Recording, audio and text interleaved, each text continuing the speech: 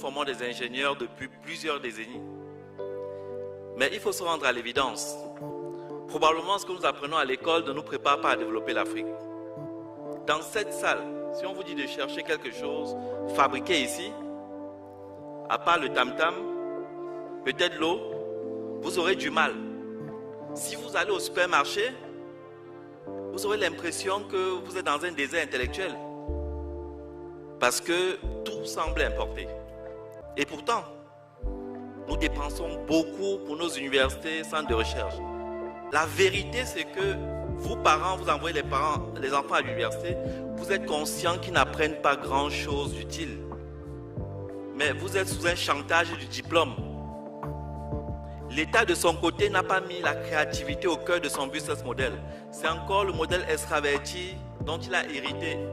Et donc, du coup, sa jeunesse l'encombre.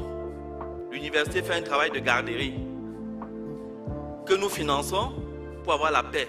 Nous formons longuement des médecins qui, à la fin, ne savent que prescrire des molécules occidentales. Il est là, le diagnostic, c'est pour déterminer quelle molécule occidentale tu vas acheter. Les gens se forment, ils sont pharmaciens pour vendre les molécules occidentales. Toute cette médecine dite conventionnelle ne représente pas 20%.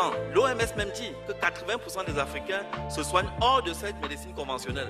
Mais tous nos budgets, c'est sous cette médecine conventionnelle qui est en fait juste une courroie entre l'industrie occidentale et les malades. Donc, où est-ce qu'on se retrouve dans tout ça? Pourtant, on a un potentiel. Tous les médicaments se font à partir des plantes. On a une biodiversité extraordinaire.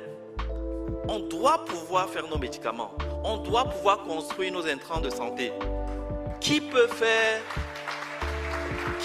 la couverture maladie universelle en important tout? Ce n'est pas possible. Nos plantes ont des vertus et on le sait. On dit qu'il faut transformer localement. On prend le cas du bois par exemple. Mais le bois, rien que les écorces du bois, par leur valeur thérapeutique, peuvent nous rapporter 20 fois plus que la bille de bois que nous importons. C'est-à-dire si on enlevait seulement les écorces pour exploiter médicalement, la valeur marchande dépasserait la valeur des billes de bois. Mais on n'est même pas dans ce schéma. Donc, et le fond du problème, c'est notre imaginaire.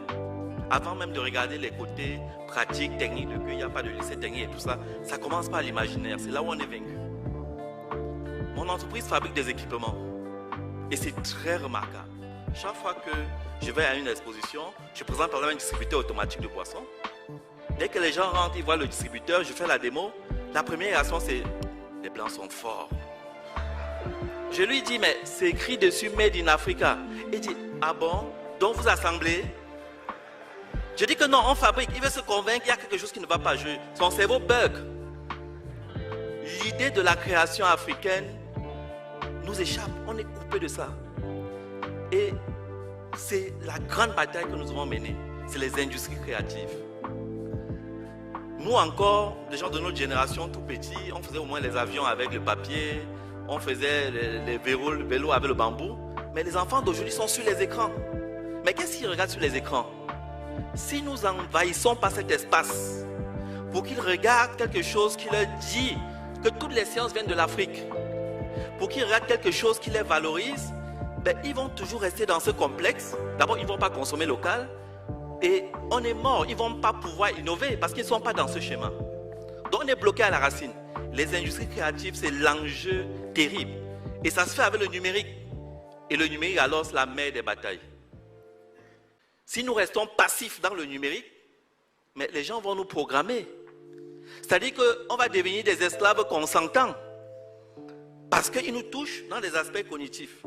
Donc, c'est vrai qu'on a un petit retard. Internet n'est pas disponible partout. Mais nous allons vite. Il y a de l'espoir. Et notre population est jeune. Donc, le numérique peut devenir une arme puissante. Nous ne devons pas louper le coche du numérique. J'invite vraiment nos États, c'est ce que nous faisons à la Commission, à gagner au moins la bataille du numérique.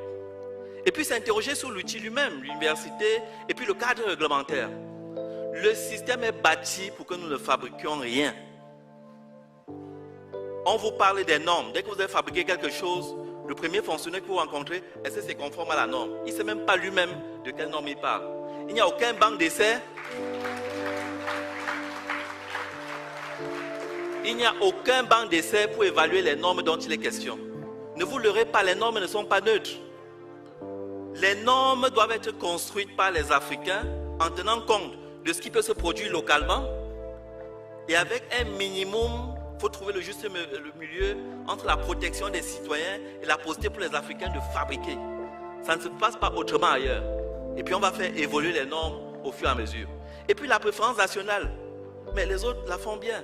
Chez nous on dit made in Togo, made in ceci, mais après, tout fonctionnaire peut commander ce qui est importé sans problème. Ça ne marche pas comme ça. Les Blancs nous ont bien amenés à faire les études d'impact environnemental. Parce que leur problème, c'est l'environnement. Mais nous, qui n'avons d'ailleurs pas de grand problème avec l'environnement, on n'arrive pas à s'imposer qu'un gestionnaire de crédit qui utilise l'argent qu'on a menacé de débrouiller au marché pour collecter, soit obligé d'importer d'abord africain. S'il est obligé d'importer étranger, il faut qu'il explique. Donc la préférence africaine doit être opposable. Sinon, il n'y aura pas de déclic. Donc, normalement, dans la bataille du développement, les universités sont censées être nos généraux. Mais comme c'est les Occidentaux qui financent leurs recherches, ils publient là-bas.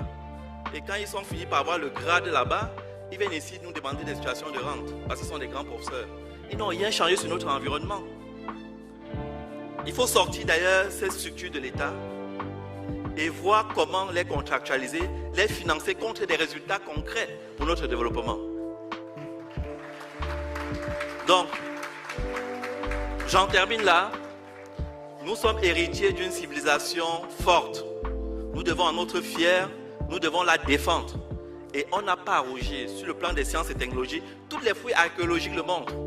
C'est en Afrique qu'on trouve les vestiges les plus évolués dans les temps les plus reculés. Il faut que notre jeunesse s'empare de cette réalité et ait la puissance de forger son destin. Je vous remercie.